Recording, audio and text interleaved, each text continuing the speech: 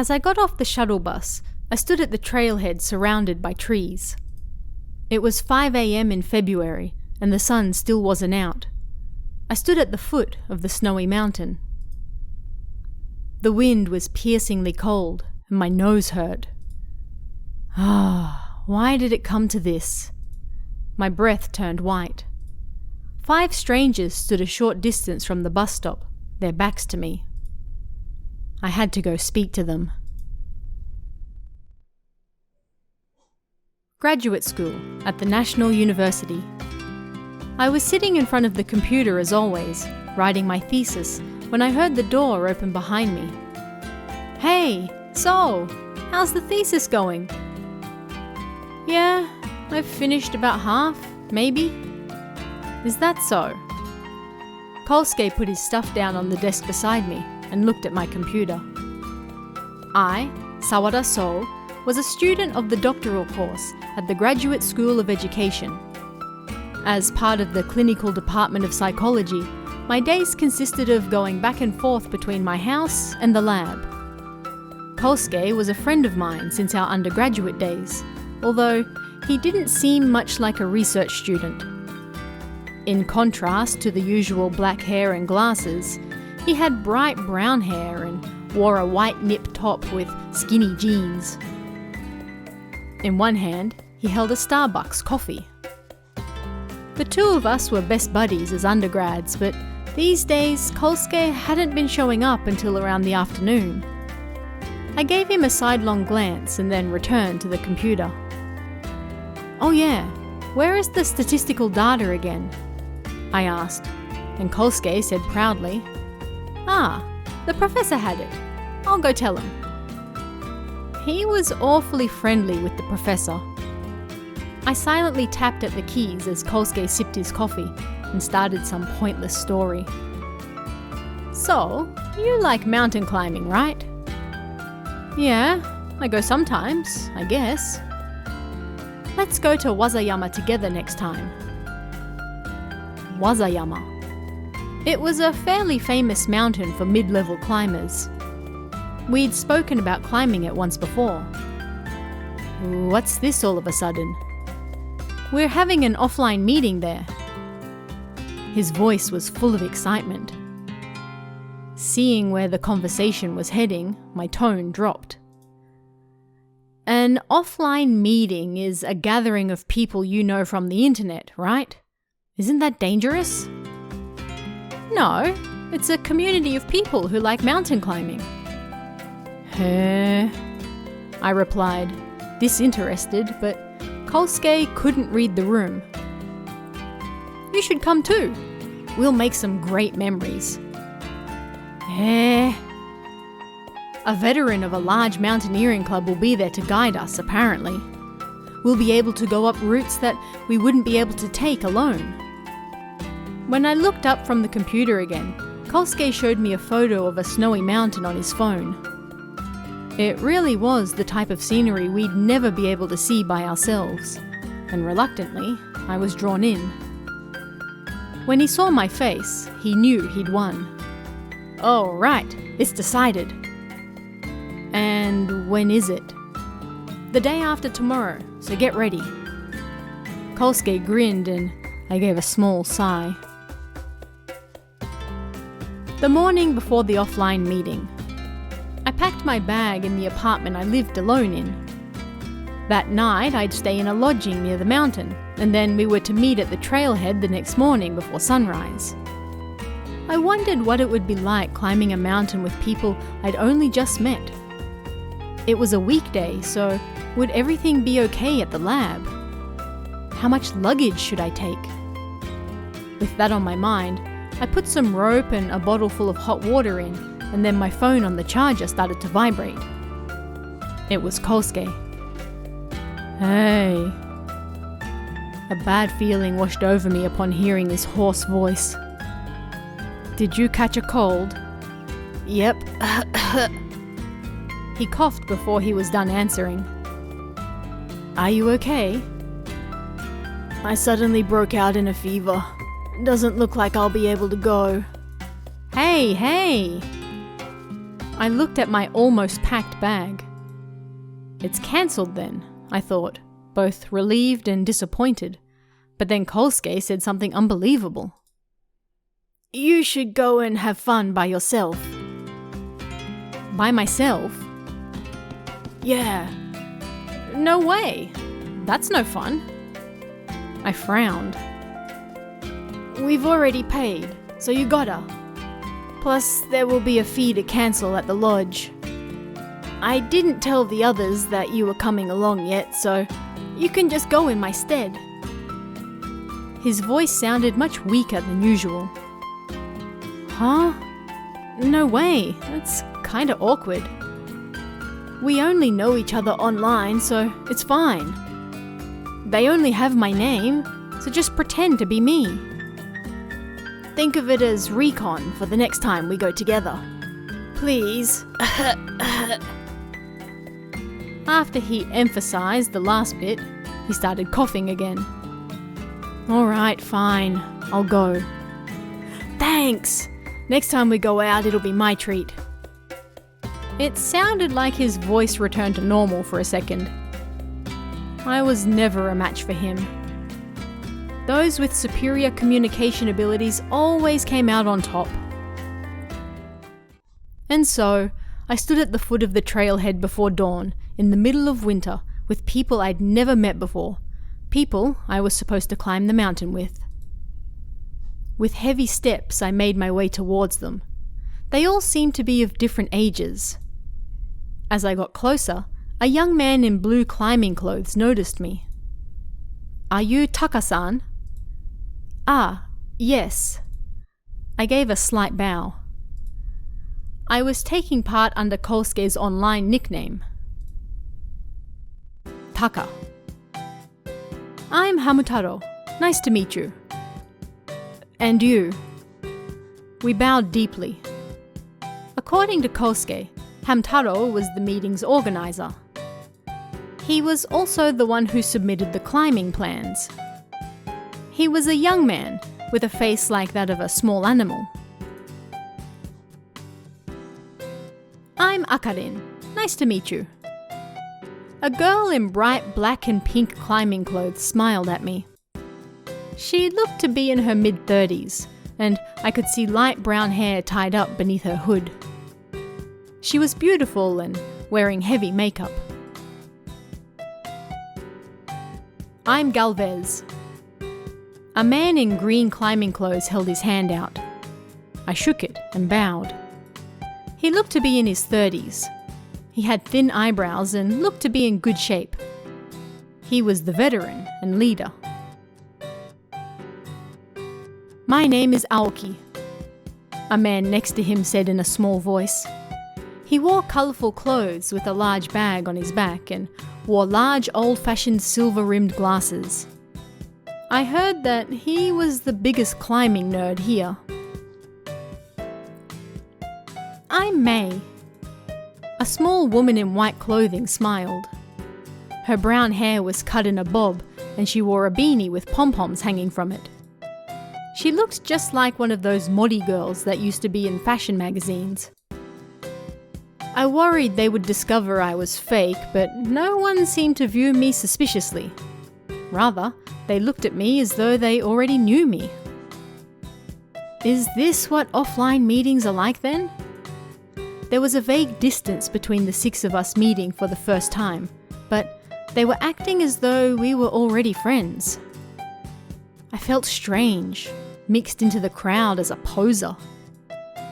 Well then, now that we're all here, I'll explain the route. Galvez spread the map out. The five of us stood next to him and looked at it. We would be leaving the main route and taking a scenic path that only insiders knew. We'd pass through various dotted paths and nameless peaks, then spend the night at a refuge hut before moving on towards the mountain peak. The chance for an opportunity like this, for someone like me with so little experience, likely wouldn't come along very often. I'm looking forward to it. I couldn't sleep last night. Everyone got excited the moment they heard the route. I could tell everyone had been eagerly awaiting this day. I brought lots of cup noodles for lunch today. Aoki shook his large bag. Was most of that bag seriously food? Shall we take a photo to commemorate this event? Akarin took out her phone. That sounds great. I'll take the photo for you then. I volunteered to be photographer. It felt natural because I wasn't really one of the offline meeting members. Is that okay? Sorry. Akarin handed me her phone and I opened the camera. The other 5 gathered in front of the sign at the trailhead and put up peace signs. There was a vague distance between each of them. Here we go. Ready? Snap. I'll take a few, just in case. Snap, snap, snap. Thanks.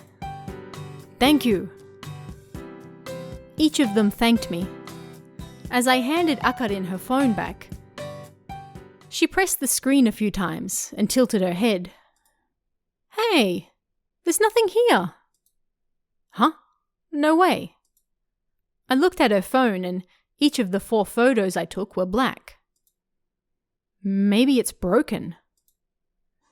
That happens sometimes, but if you look later, the photos will appear. Hamtaro said as he looked at her phone screen. Yeah. Akarin tapped her screen strangely over and over. Seeing her, Galvez said, annoyed, We can take photos later. Let's leave before the sun comes up. It was February, and the footing at the trailhead was bad. Parts of the snow were melting, and we had to walk carefully not to slip. The rock walls as far as we could see were covered in snow. With our ice axes in hand, we climbed through the dark wall of snow 1 step at a time. It felt strange climbing with people I'd just met, but not as strange as I thought it would be.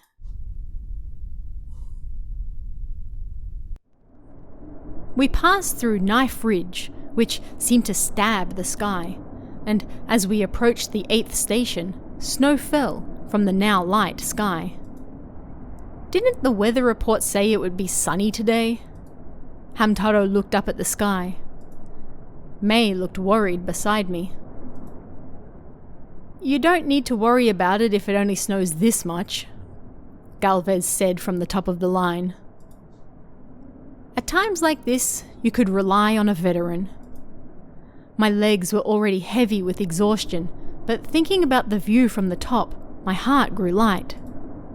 As we reached the top of the slope, not only did the snow not stop, it actually got stronger.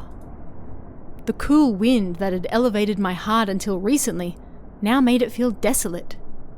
Galvez, at the head of the line, showed no signs of slowing down. Crunch, crunch, crunch. Even though there were 6 of us walking, it was like I was all alone. Around the same time, I started to regret taking Kosuke's place. Hamtaro called out from behind Galvez. Isn't it getting a little rough now?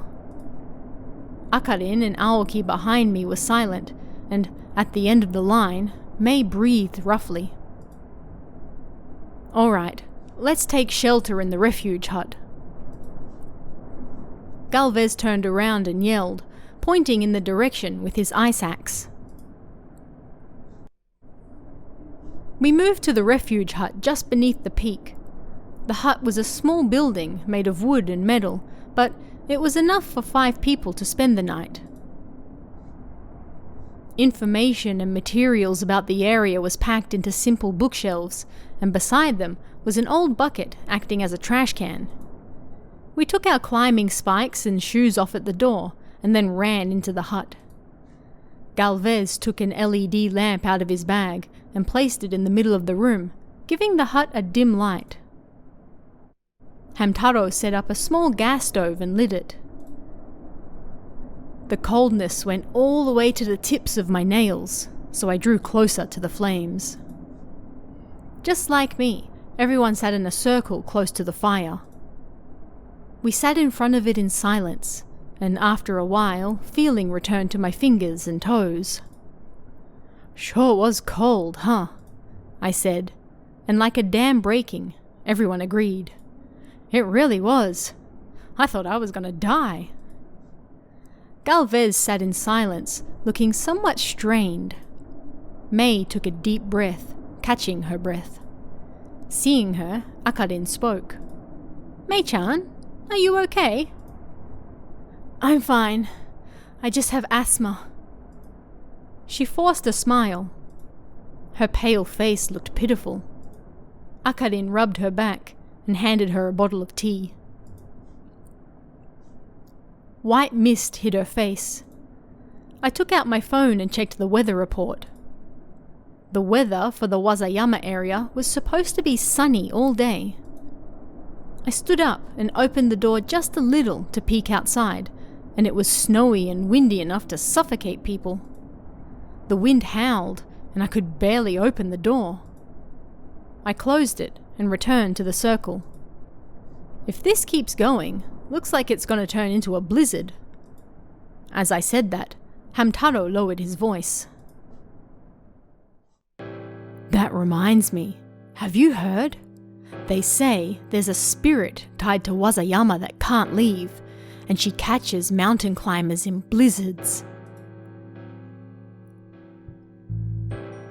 Everyone gulped at the same time. "Hey, don't try to scare us." Akarin laughed, her face full of tension. "I really did hear it. This spirit, she apparently mixes in with the climbers and then kills them off one by one." I frowned. It wasn't a very good joke. As expected, May's voice trembled. "You mean that the ghost is in here?"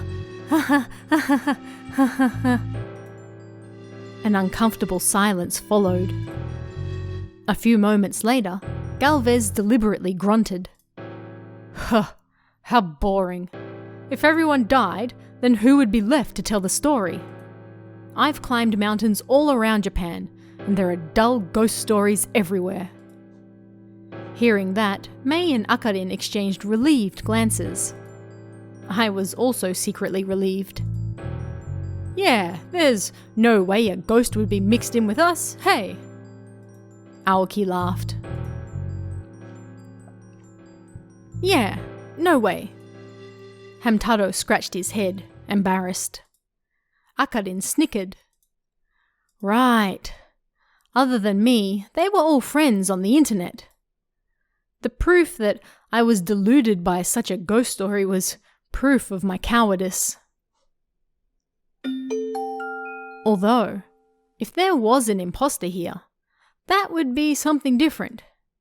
Aoki said lastly as a joke, but I was the only one not laughing. As the hut warmed up, everyone relaxed and chatted. We surrounded the stove and everyone kicked back with their legs out. I forgot all about the ghost story and started to think that all of this wasn't so bad after all. On that note, what is the origin of everyone's nicknames? May asked. Her complexion had returned to normal.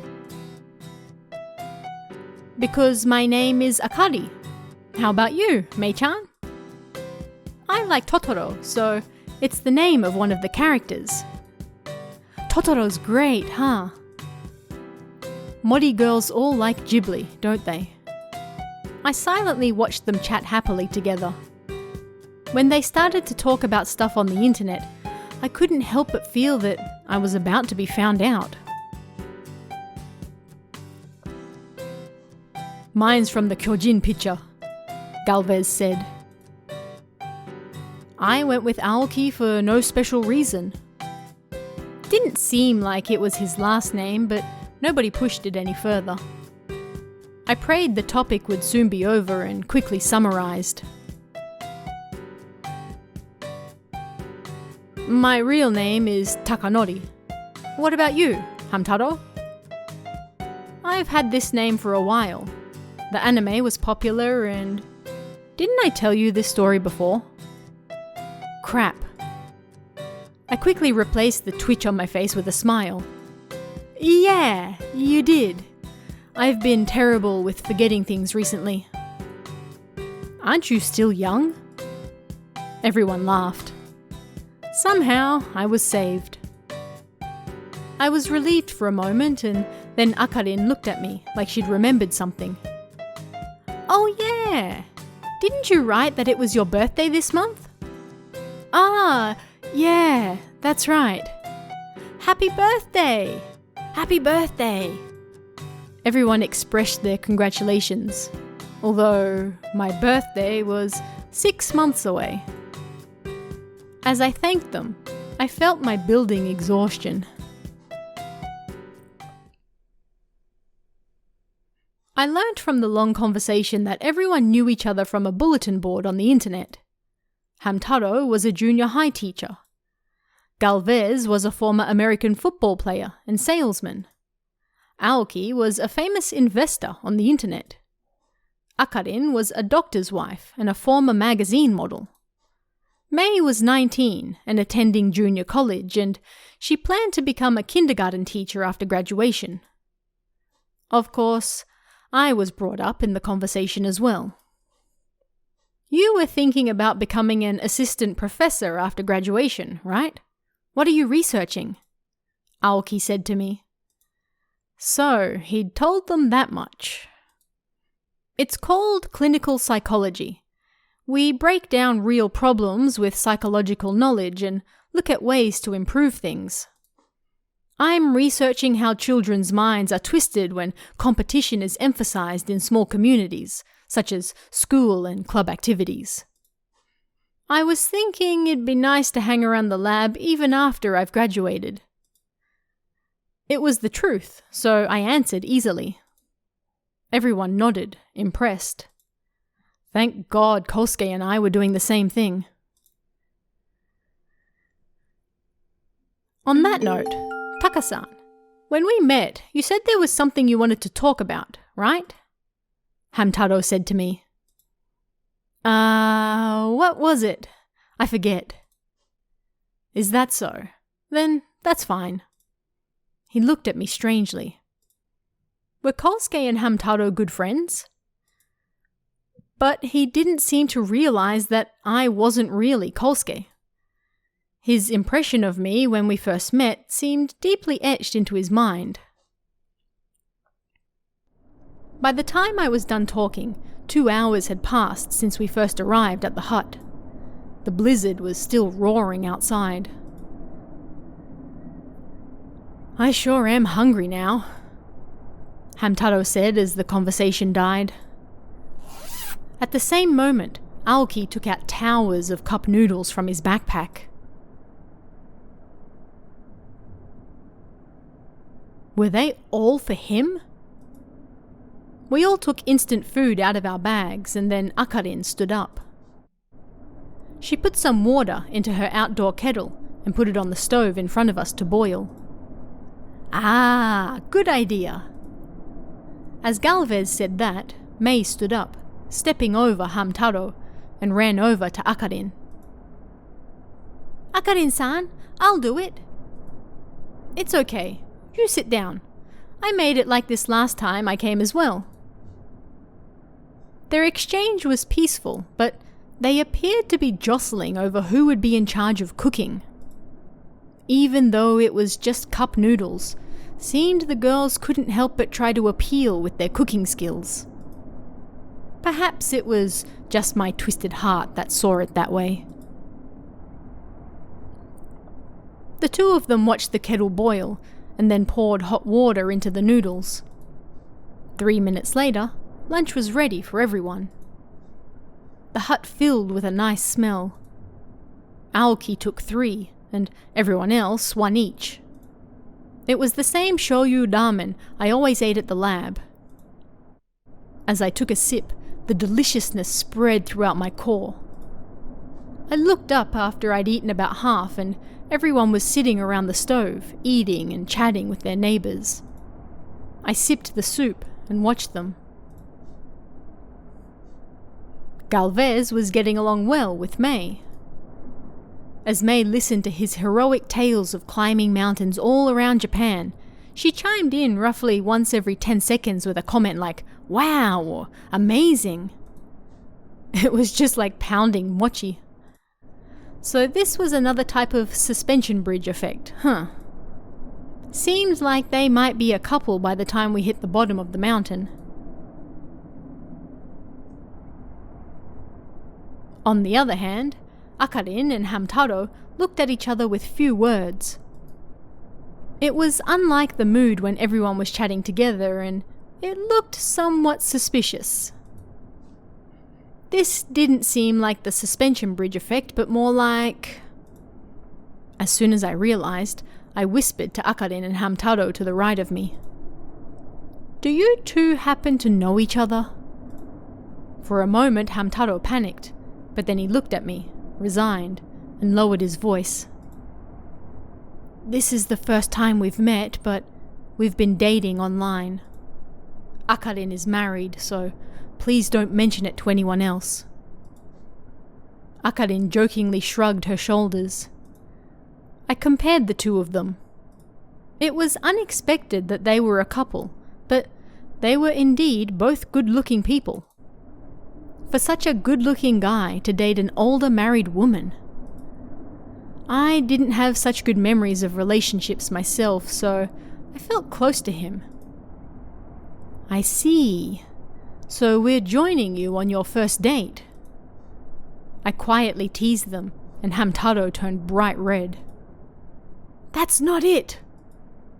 Akarin covered her mouth and giggled. There was no wedding ring on her finger. Maybe she didn't get along with her husband. Or maybe she took it off for Hamtaro's benefit.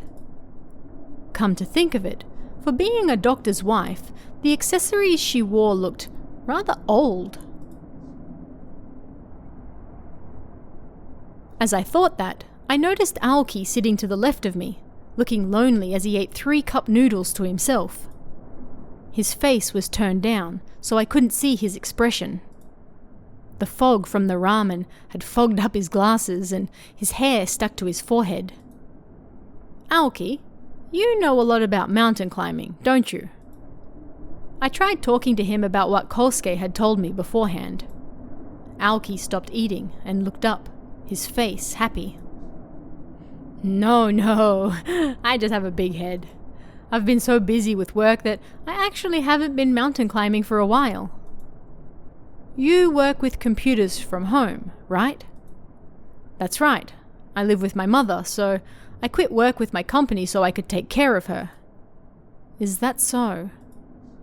I wasn't sure what to say about such an unexpectedly heavy topic. I didn't know if he was divorced or single, but it wasn't like I needed to know that much. His glasses fogged up again as he went back to eating. Next to him, Galvez continued his heroic stories. He had stopped eating for a moment and seemed terribly pleased with the story he was telling. May continued to smile and nod. "I've climbed the mountain of mountains. I've even climbed this one twice. I've even almost died in a blizzard like this." Having said that, his face stiffened. It was like his face had frozen in time. "What's wrong?" May looked at him. I also leaned forward to see what was wrong. Galvez's face visibly turned pale. I followed his gaze, but there was nothing there. May and I looked at each other and tilted our heads. Aoki also looked up with foggy glasses. At that moment, the LED lamp went out. The hut was wrapped in darkness. A blackout. The tiny flames of the stone wavered, but I could barely see anything. I could hear the women panicking and someone rummaging through their bag. I grabbed my bag to find my torch as well, and then Galvez screamed. "Help me! They're gonna kill me!" Kill him? Before I could question his words, a sharp sound echoed. Then, the sound of water. What is that? Everyone stirred, and then the LED lamp came back on. I couldn't accept what I saw before me as reality. In the light of the LED lamp, Galvez's throat was cut and he lay on the ground. His eyes were open and blood poured out of his torn neck like a fountain. His body convulsed, but then soon stopped moving. Uah! Aoki leant back and covered his mouth. Akarin gave a high-pitched scream. Someone who had just been alive was now dead in front of us. With his neck split and his head to his body covered in blood, he seemed more like a carefully built model than something real. But the choking smell of blood made me painfully aware that it was real. The smell and sight before me made me feel like I was going to pass out, but I silently stood up. May and Aoki were next to him, so Galvez's blood had splashed onto their clothes. May froze in shock, tears in her eyes. Hamtaro, looking frightened, slowly approached the body and wiped his face with a handkerchief. It quickly turned red. Galvez's blood spread out wide on the floor. Everyone drew back at the unnatural scene before us. Confused, I tried to sort the situation out in my head. What on earth had happened? The lights had gone out for a moment, and then when they came back on, Galvez was dead. No, he might have still been alive, but he was definitely dead now. Did someone here kill him? I looked around at the other four, and each of them appeared to really be frightened. There was nothing here that could make a wound that large, and the climbing spikes with large metal nails were still gathered at the front door as well. And to cut the neck of such a large man like Galvez would require incredible strength anyway. And to do so in the dark, so quickly. Was it even possible for a human to do that? Murder, suicide, an accident. All options were difficult to imagine. In the back of my mind, I remembered Hamtaro's ghost story. When I looked at him, he slowly turned to look at me. His face spoke of his disbelief. Seemed he was thinking the same thing as me. May stared at the body, unmoving, tears in her eyes. Akarin's face stiffened and turned away. Aoki trembled on the floor where he'd fallen. First things first, I'll go and alert the police, so everyone stay here, Hamtaro said strongly, putting a check on everyone. Oh yeah, the police. I was taken aback. Whether or not it was a ghost, first we had to alert the police. Did seeing someone die in front of you mean forgetting such obvious things? Everyone quietly watched as Hamtaro took his phone out of his bag. What?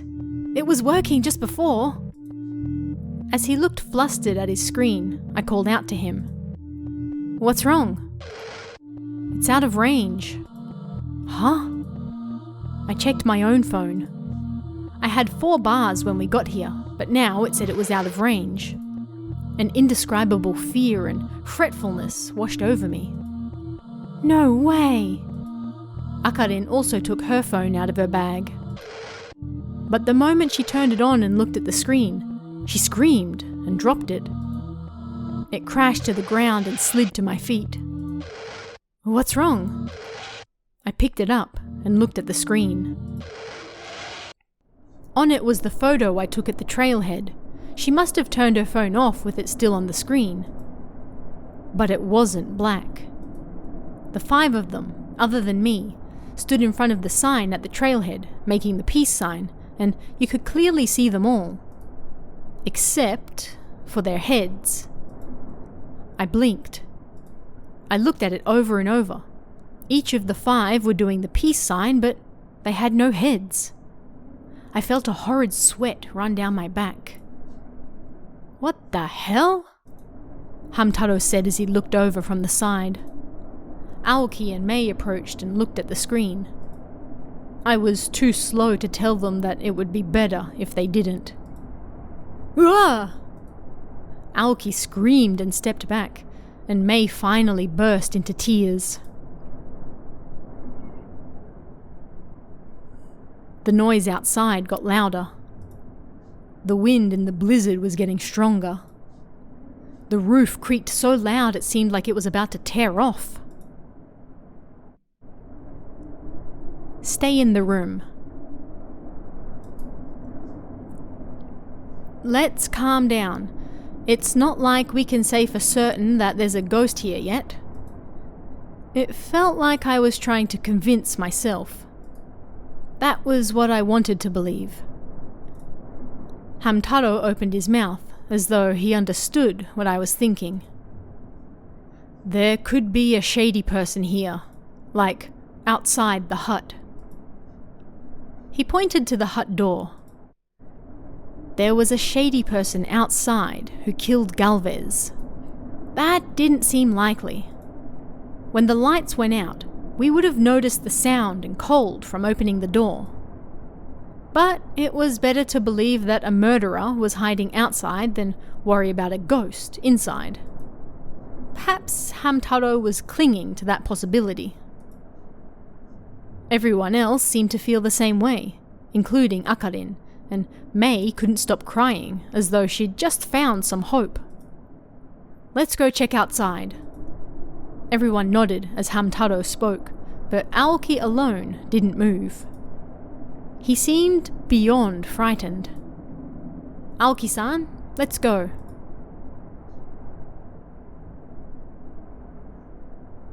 Hamtaro said, but Aoki remained on the floor, shaking.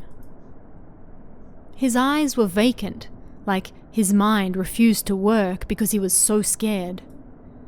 It wasn't like he'd be safe just sitting there on the spot. Unable to watch any longer, Mei called out to him. How should I put this? I think it's just as Hamtaro says. We can't just sit here forever. Mei looked up at Hamtaro. Thanks to her small stature, it looked as though she were treating him as her elder. Thanks, Mei-san. Akarin briefly furrowed her brow at them, but Mei didn't seem to notice. Come on, Aoki-san, please. Yeah, sure. Aoki let out a big sigh as he reluctantly stood up, and Mei looked relieved. If there was a weirdo outside, then all we had to do was subdue them. It should be okay with us 3 men there. The problem, though, was, what if no one was outside? I shook the worry away. I didn't want to think about a worst-case scenario right now. Alright then, Mei-san and Akarin-san, you stay here. Taka-san, Aoki-san, and I will go check the perimeter. Yeah, Aoki-san said pathetically after Hamtaro. Mei and Akarin sat with their backs to the wall on the other side of the room, away from Galvez's dead body. With our ice axes in hand, the 3 of us held our breath by the door. Aoki bent over and trembled, holding his ice axe in both hands. He didn't look like he'd be of much use. After I open the door, Aoki-san and I will go right. Taka-san, you go left. All right. I'm gonna open it. As Hamtaro opened the door, a tremendous breeze blew into the cabin. It was so cold, it felt like it could cut skin, and the temperature inside immediately dropped. All around us looked like a white desert, and it didn't seem like anyone was outside. If someone was hiding out there, then it had to be behind the cabin. Hamtaro started walking right, with Aoki behind him. I readied myself and turned left. Crunch, crunch, crunch. I walked to the left with my hand on the cabin wall through the piled up snow. There wasn't a single footprint in the pure white snow. Maybe in this heavy snow, it would bury someone's footprints instantly. As I followed the wall and turned left, I trailed my hands along the left-hand side of the cabin. Crunch, crunch, crunch. I proceeded slowly, relying on the wall. If someone really was hidden outside the cabin, they would be caught between us as I turned the next corner. I gripped the ice axe in my right hand. The cabin was small, and yet it felt like forever to go around just half of it. Crunch, crunch, crunch. Crunch, crunch, crunch. The wall my left hand was running along ended, and I'd reached the corner to the back. I listened closely in the noise of the blizzard, and I could hear footsteps coming from the other side as well. Crunch, crunch, crunch. Whether they were the footsteps of the person in question, or the other two, I'd find out once I turned the corner. I gulped. Crunch, crunch. I readied my ice axe and turned the corner. Hamtaro was there, with his ice axe held up the same way. Aoki hid behind him. I let out a deep sigh. There really was nobody else around. As the tension broke, a single truth stood before us. On this snowy mountain, or at the very least in this area, there was only the 5 of us.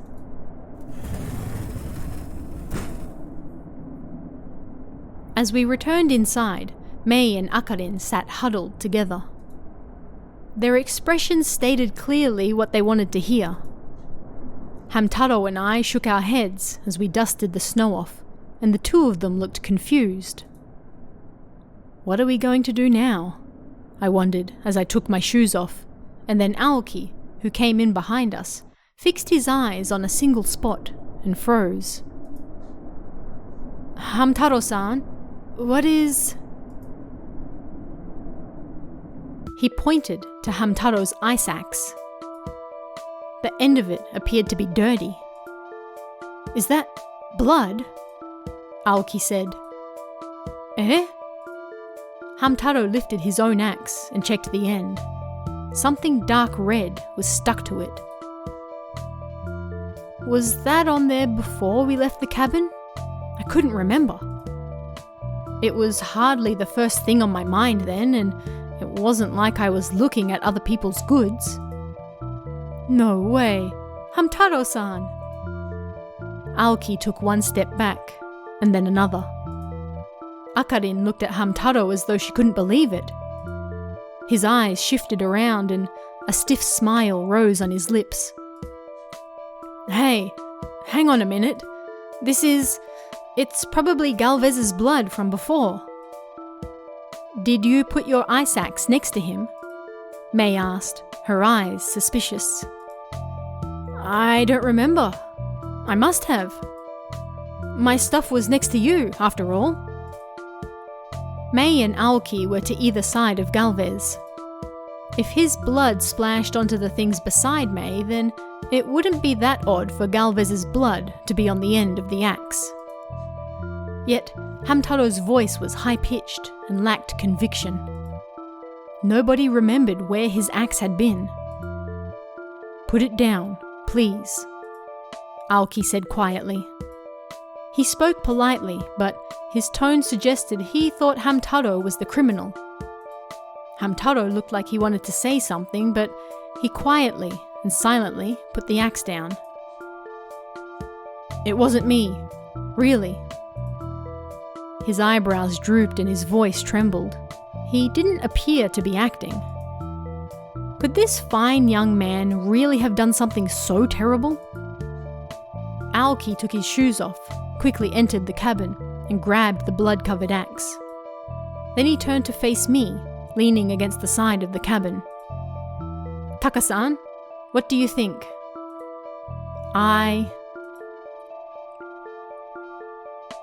Stay silent.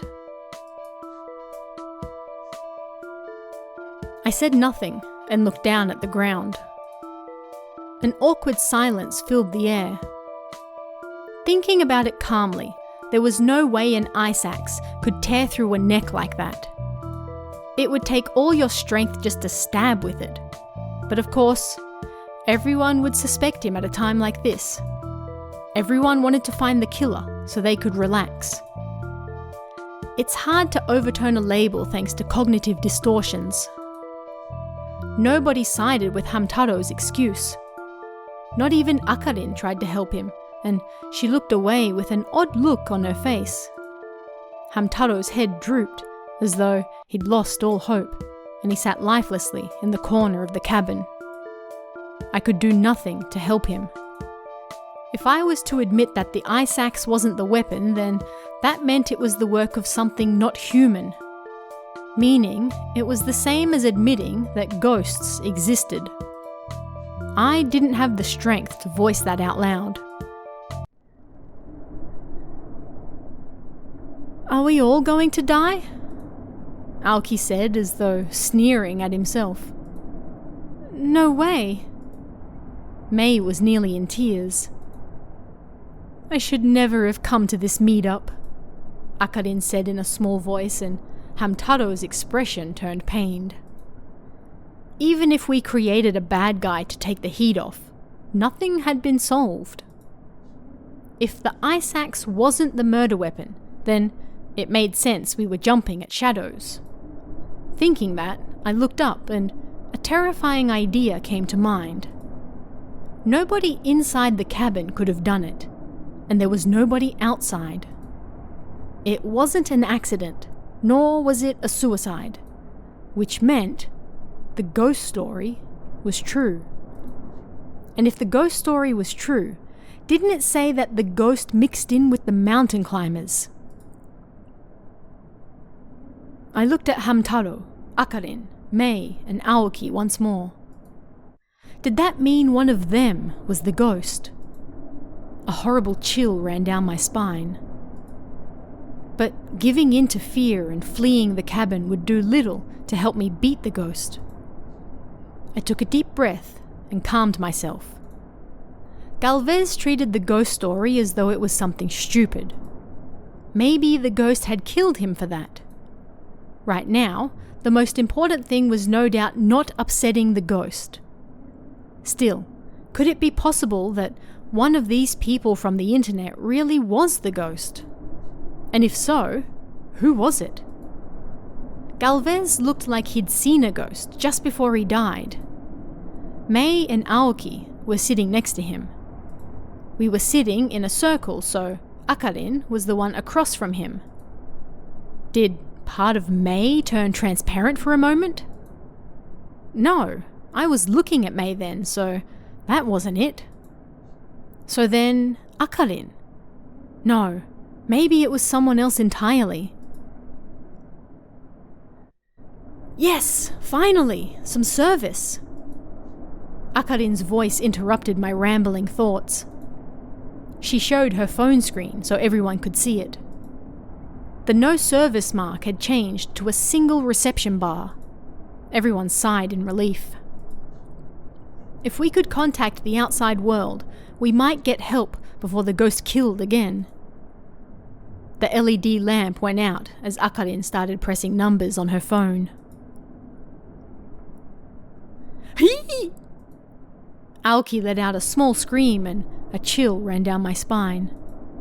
The lights! Quickly! Turn them on! Hamtaro said, his voice panicked. But it was a struggle to take the torches out of the bags in the dark. I could hear a woman groaning in pain. It was clearly Mei or Akarin, but I was so scared that I couldn't move. The groans finally fell silent. Then the lights came back on. The dead body lying in the middle of the floor was Akarin. She held her throat, her eyes rolled back in her head, and foam bubbled out of her mouth. There was a rope-like pattern from her throat down her neck. Not a single person could scream. Nobody had moved from their spot before the lights went out, other than Hamtaro trying to get a torch out of the bags. She died because of the curse. That was the only way she could have died. Akari, Hamtaro muttered as he approached her, touching her cheeks. Her eyes remained open, but she didn't see him. Aoki held his mouth closed, unable to speak. Mei stared at the scene before her, no tears falling free. The air was thick with tension. Nobody was brave enough to touch Akarin's phone. Mei, Aoki and I all looked at each other. Other than Hamtaro leaning over her dead body, the three of us cautiously took a step back. Galvez's corpse was covered in blood, and Akarin had been strangled to death. Did such a thing as ghosts really exist? It was like we were having a bad dream. It felt like if I closed my eyes and imagined it was all a bad dream, then none of this would have happened. But when I opened them again, the two dead bodies were still there. This was undoubtedly reality. The sounds of Hamtaro's crying and the blizzard outside echoed in the silence. I leaned against the shelf by the wall and thought. That photo with the missing heads, Galvez and Akarin's strange deaths, the LED light turning off whenever it wanted, the phone claiming it would be fine weather even though there was a blizzard outside. None of these things could have been the work of a human. But if they were the work of a ghost, that meant Hamtaro's story was true. And if so, that meant the ghost was one of us. But other than me, everyone else knew each other from the internet. Hamtaro was the one who organized the meetup. Everyone had confirmed their identities, and the police had their full names on the climbing report form. So when did the ghost have time to mix in with everyone else? The constant going around in circles made me even more confused. It felt like I was missing something important. Like that horrible feeling where the most important piece didn't fit. Suddenly, I noticed a distress information file on the shelf in front of me. Maybe there was a clue in there. I didn't look at it. I felt it would be dangerous to pick the file up. If one of us really was a ghost, then that file might be irrefutable evidence. Perhaps Galvez and Akarin had been killed first because they got in the way. It would be safest not to make any moves right now. I gave up on looking at the file and stared into space instead. Hamtaro cried over Akarin's dead body. Mei's expression turned dark, like she'd given up. Aoki looked like he was so scared that his brain had stopped working. If one of us was a ghost, then it had to be one of them. But who would really leave such an important file as that there? As I thought about it, I suddenly noticed a bucket beside the shelf. I didn't notice it when we arrived, but there was something inside it. It looked like a piece of paper. After confirming that no one was looking, I bent over, picked it up and shoved it into my pocket. I leaned against the shelf again and then opened the piece of paper in my pocket where no one could see it. There was something printed on it.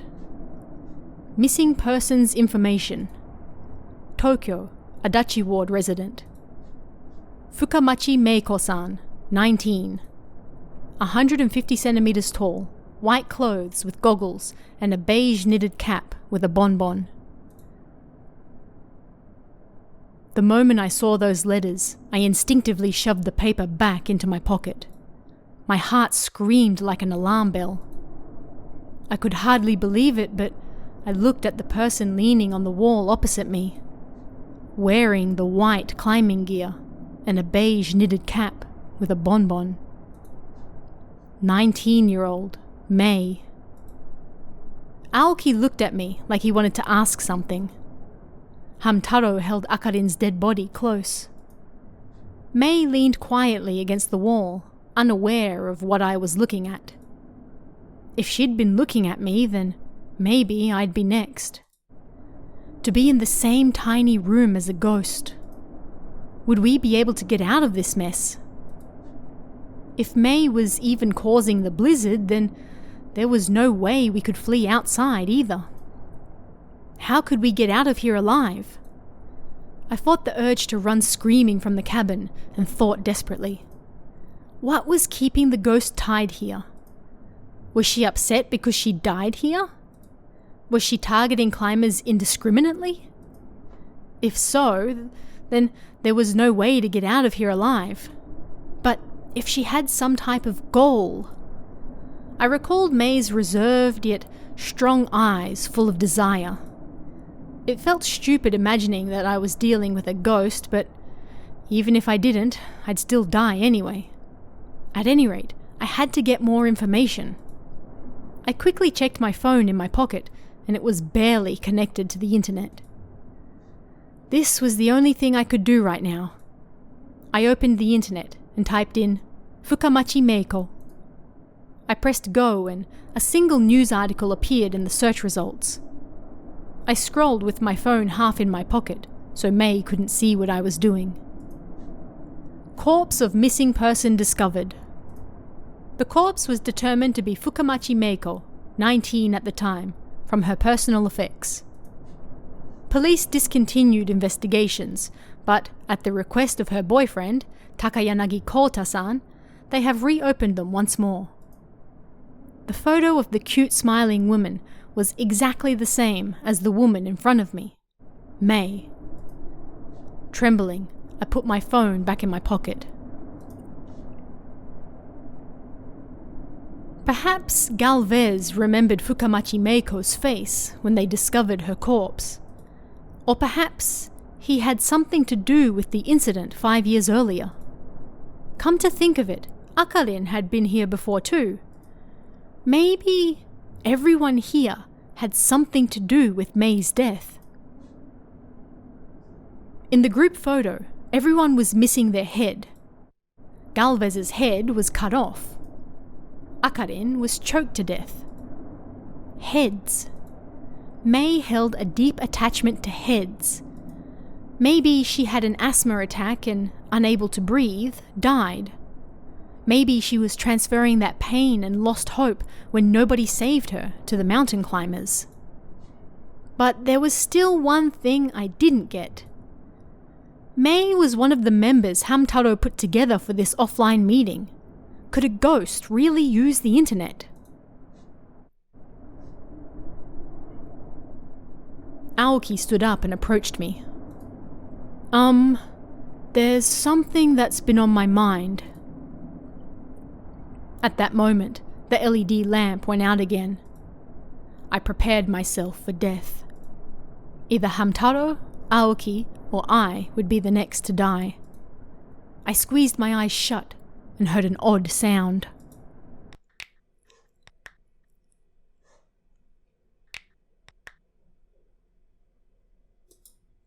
The sound continued for 30 seconds, and as it did, time seemed to go on forever as I kept my eyes shut. The lights returned. Nervously, I opened my eyes. Aoki lay on the floor, his neck and wrists broken like a discarded doll. Blood poured from his mouth. I realized my breathing was ragged. I prayed to wake up from this bad dream. May and Hamtaro were at a loss for words. No, that was just how it appeared. I knew that Meiko, was just acting. Galvez's blood-covered body, Akarin with her eyes rolled back, Aoki's bent and deformed body. 6 of us had entered this cabin for shelter, and now 3 were dead. It's no good. We're all going to die, Hamtaro finally said, his voice weak. I hate this. May held her head and trembled. Or maybe she was laughing. I couldn't do this anymore. Next would either be me or Hamtaro. Chased into a corner, I talked about being a substitute. I instinctively knew that voicing my thoughts would be dangerous. In a worst-case scenario, I might be killed. I had to psychologically segment my foe's behavior to come up with the best solution. I did this all the time at the lab, right? I pumped myself up and got my brain moving.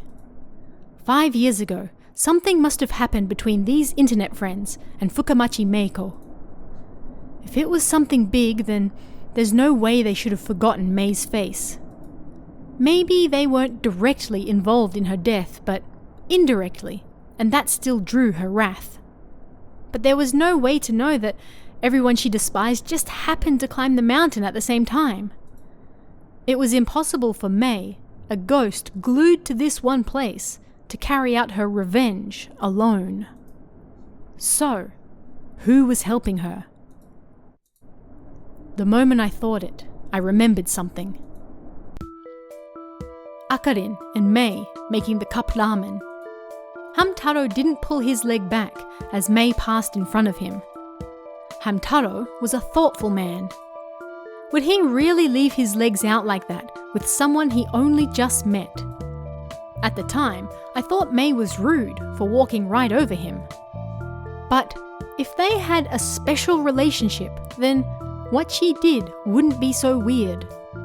If they were family, close friends, or a long-term couple. If she did that unconsciously. If this wasn't their first meeting. I flashed back to what I'd seen in the internet article.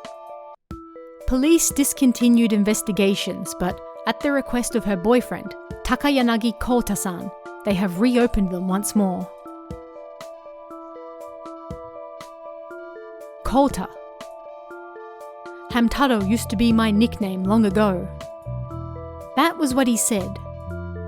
I thought he must have gotten that name because he had a face like a rodent, but the first kanji from Kota could also be pronounced as Hamu. It was possible he got the nickname from his name instead. I think it's just like Hamtaro says. Mei said to Aoki when she was trying to cheer him up.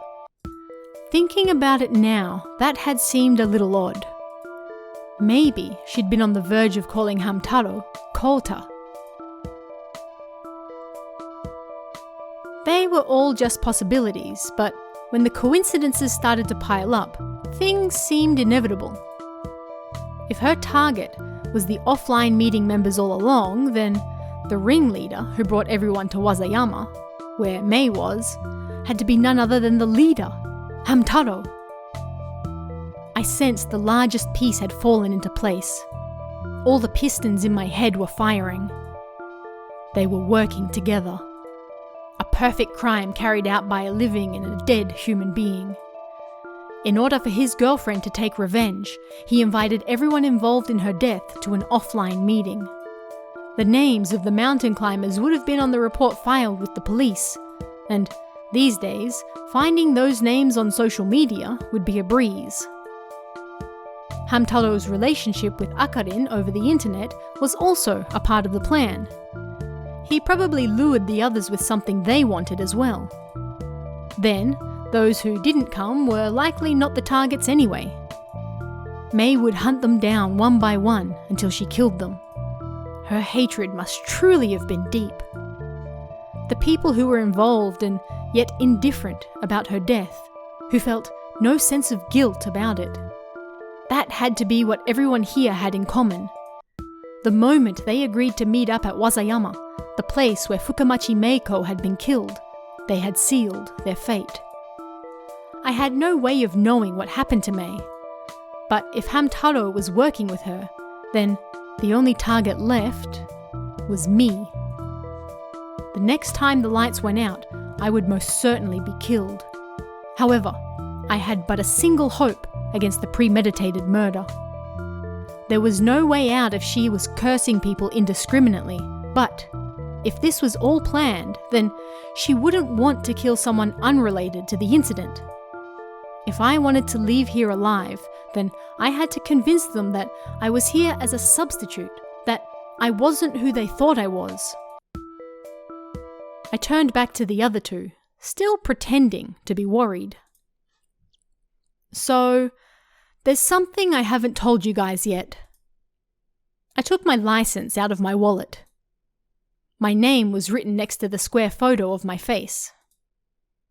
My name is Sawada So. I'm here in place of my friend who was the real one invited. I'm sorry for fooling you both. They looked at me dumbfounded. Hamtaro took my license and looked closely at it. He looked between the photo and my face and then handed it to May. She did the same, at a loss for words. If you don't believe me, look at the birth date. It said August 26th. The two of them no doubt remembered that Kosuke's birthday was this month. May and Hamtaro looked at each other. Why are you here in his place? Hamtaro asked. He asked me to go instead of him because he caught a cold. Seriously? May looked up at Hamtaro, confused, but he was deep in thought about something. Seemed I was right on the mark about the two of them. If so, now was my chance. My final bet. Takayanagi Kota-san, Fukamachi Meiko-san, I have done nothing wrong to either of you. Hamtaro narrowed his eyes. May still looked like she was about to attack me. If I said even one thing wrong, I'd be dead. I sensed I had to plead for my life. I had to act like someone who would never speak of their crimes. It makes sense that they would all die, right? What do you know?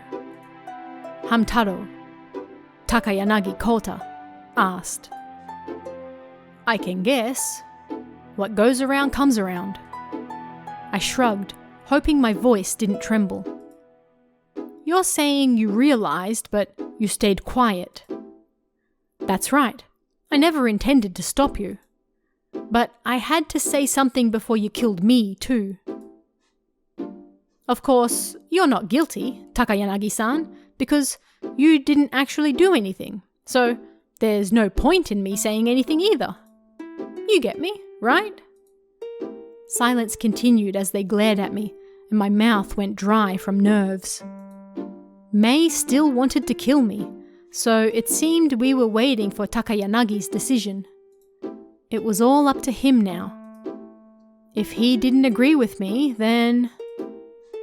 I prayed as I waited for his answer.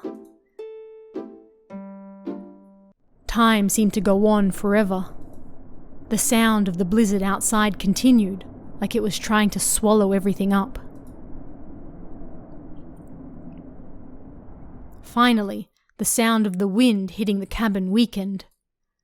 It started to brighten outside. Our night, trapped in by the snow, was finally breaking.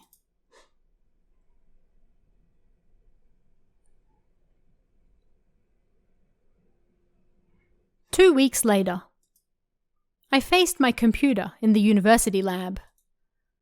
I closed the computer as I finished writing my paragraph referencing the statistical data. I left the lab and walked down the hall. The beams of sunlight coming through the window were bright. I'd only just recently started to feel like I was alive again. What happened that day still seemed like a bad dream. Yet I gambled, and I won. The professor called out to me as I stepped outside. Hey, Sawada-kun, have you thought about my assistant professor offer? Of course, it would be an honor. I'm counting on you. By the way, looks like Kamata-san is taking today off as well. Yeah, he's not here, is he? Kamata Kosuke hadn't come to school for the last 2 weeks. Ever since that day. Takayanagi Kota wasn't convinced. He decided I couldn't be allowed to leave and tried to kill me. I'm sorry, but I can't let you leave here alive. You know too much. Alright, then let's make a deal. A deal? I'll bring my friend to the foot of the mountain sometime in the next week. For that reason, let me leave. You're saying I should trust you? Yes, otherwise you'll never have another chance to kill Taka. You need my help, don't you? 3 days later, I asked Kosuke to meet me at the foot of Wazayama. Of course, I didn't show up. Kosuke disappeared that day. And my life has been peaceful ever since. I don't feel any guilt at all. It's not because I feel bad for Fukumachi Meiko. When Kosuke invited me to that meeting, he was being a lot more stubborn than usual. No matter how you look at it, inviting someone unrelated to an offline meeting was too strange. He made me promise, and then on the day, asked me to go in his stead. Maybe he realized that he was being targeted. The window of opportunity to become an assistant professor of clinical psychology is small. The current assistant professor had been promoted to associate professor at another university, and so the battle for that opportunity was fierce. Kosuke was no doubt trying to get rid of a rival when he sent me in his place. He sent me to that cabin intending that I would die, and I returned feeling the same towards him. What goes around, comes around, I muttered, stretching as I walked beneath the big blue sky.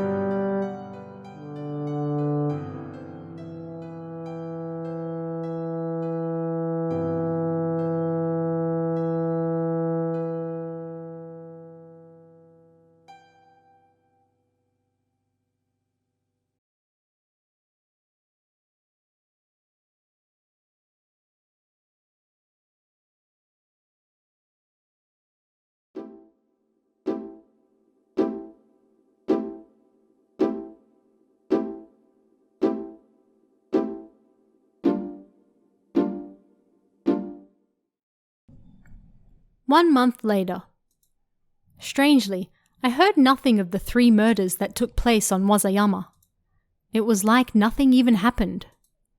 Where did the bodies and blood of the 3 people May killed disappear to?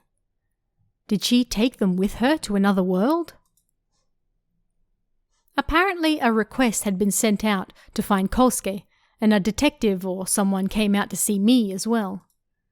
They asked me if he'd been acting strange or if he was hanging out with any bad people. I told the man, who was way off the mark. He might have had some troubles, but he always looked happy.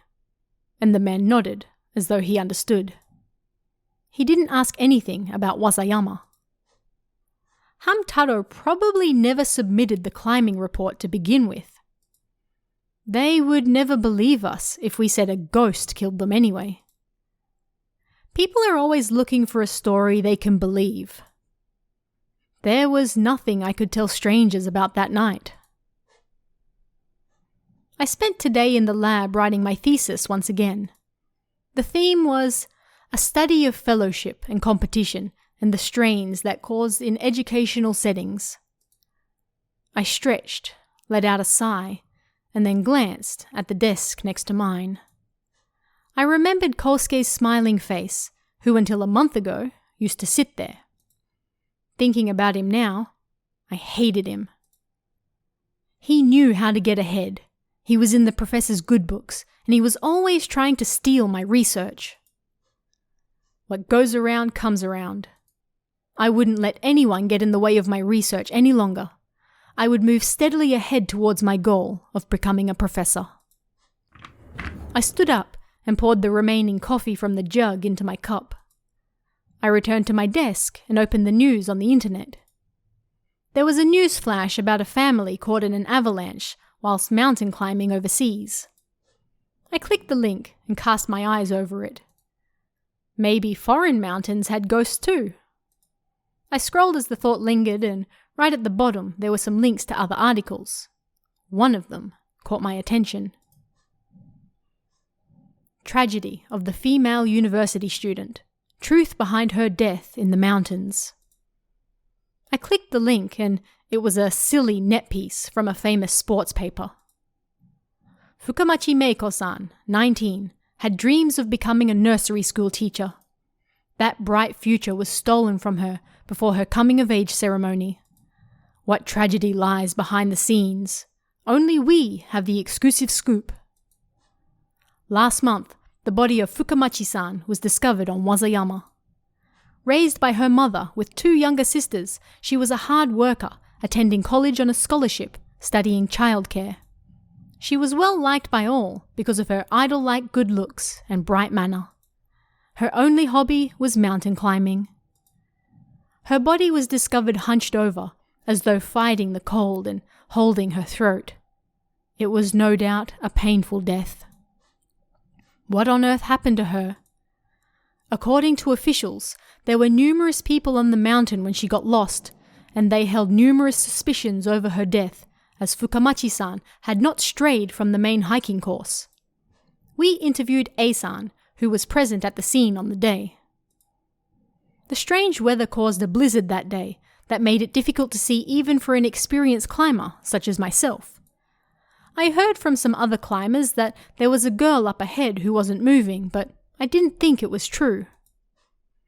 I had already descended to the 3rd station, so there was no way I was going back, but several people came down after that as well. Several men and 1 woman, but when I asked them about it, they said they didn't know anything, which I thought was strange. A-san, present on the day. According to A-san, Fukamachi-san died at the 7th station. Fukamachi-san's hobby was mountain climbing, and she climbed wherever she wished alone. There were reports that when her body was discovered, she was wearing only thin clothing and not her protective winter gear. What on earth happened at the 7th station? The truth is still unclear, even now. Having read that far, I finished my coffee and looked up at the roof. Galvez, Akarin, Aoki, and Kosuke. Did they really leave the lost Fukamachi Meiko behind at the 7th station? Or did they not hear her calling for help in the blizzard? People can change their own perceptions to protect themselves. Thanks to negative emotions like anxiety and jealousy, it could happen to anyone. Even if they realized the truth inside, they could convince themselves that they were just imagining it. They prioritized their own interests in order to get rid of that feeling of guilt from abandoning a friend, the defense mechanisms kicking in. The door to the lab opened as I was lost in thought. Immediately I thought it might be Kosuke, and I was embarrassed as I turned around. He was no longer around. It was the white-haired professor. "How's it going? You getting anywhere?" "Yes, it's going great." "Is that so? I thought you might be feeling down after Kamata-kun's disappearance." make sure you don't push yourself too hard as well, okay? I'm okay. Thank you very much. Everyone in the lab knew about his disappearance. Detectives had probably visited the professor as well. As though watching my expression, the professor slowly ran a hand through his white hair and looked like he wanted to say something. Kamata-kun, he was too serious, you know? He seemed troubled about what path he wanted to take as well. Eh? Kosuke was troubled about what path to take. I hadn't heard anything about that. He was debating whether he should continue with his research or become a teacher. You two were rivals, and good ones at that, so maybe he felt like he couldn't talk to you about it. I thought he wanted to stay here and become an assistant professor. Yes. He smiled bitterly about your promise as undergraduates to be lifelong researchers. No way. No freaking way. My footing seemed to fall out from beneath me. He didn't see me as a rival and sent me to Wazayama to get me out of the way? So, you should come along too. Think of the memories you'll make.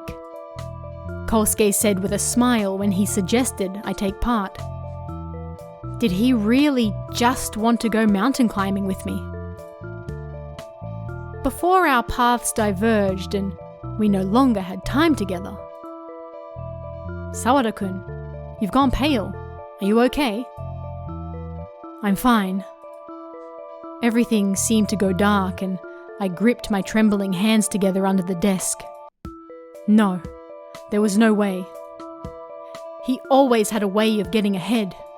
He must have lied so he could curry favor and get the assistant professor position. He must have, otherwise I'd like to continue with my thesis, so I really must get back to it. Of course. Sorry for bothering you. Stay strong, okay? Yes, I'll be fine. I was fine. I did nothing wrong. I took a deep breath, trying to convince myself, and turned my eyes to my computer to avoid looking at Kosuke's desk.